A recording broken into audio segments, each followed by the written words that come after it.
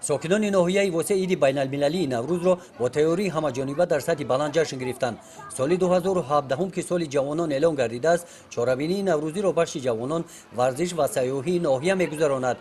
آغاز چهاربینی عیدانه نوروزی از آمدن بهار شروع گردید.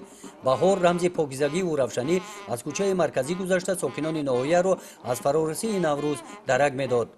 نوروز آغاز موسم کشت و کار بهاری است. در این روز مبارک برای قدرشناسی پاسداشتن خاطره نیک در درآمدگاه باغ استراحتی فرهنگی ناحیه پرده از روی نیمپیکره قهرمان مهنت سوسیالیستی محمد علی برداشته شد.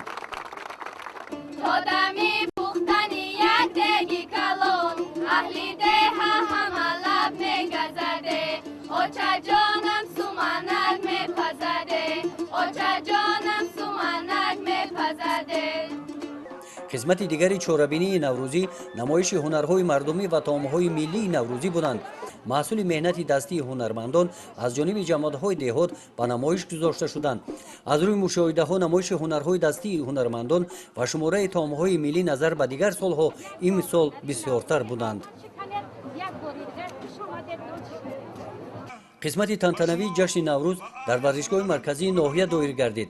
رئیس ناحیه با معروضه عیدانه برآمد نموده ساکنان ناحیه را بخشیده به عید نوروز تبریک نمود. باید قید نمود که در عرفه جشن عید نوروز ساکنان ناحیه واسه پنجشیر و شمشیر خالف از روی نمود ورزش یک حربه شرقی در شهر ایوانوی فدراسیای روسیه غالبان مسابقه بین المللی گشتند. برای تربیت فرزندان و سهم آنها در رشد ورزش به دیرکتور مکتب بچگانه ورزشی ناحیه واسه سفرعلی خالف افتخارنامه سپرده شد.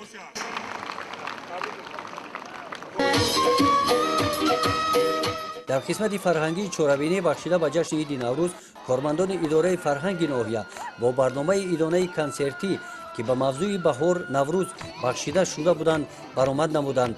این برنامه را زیاده از 10,000 ساکنان ناحیه تماشا کردند.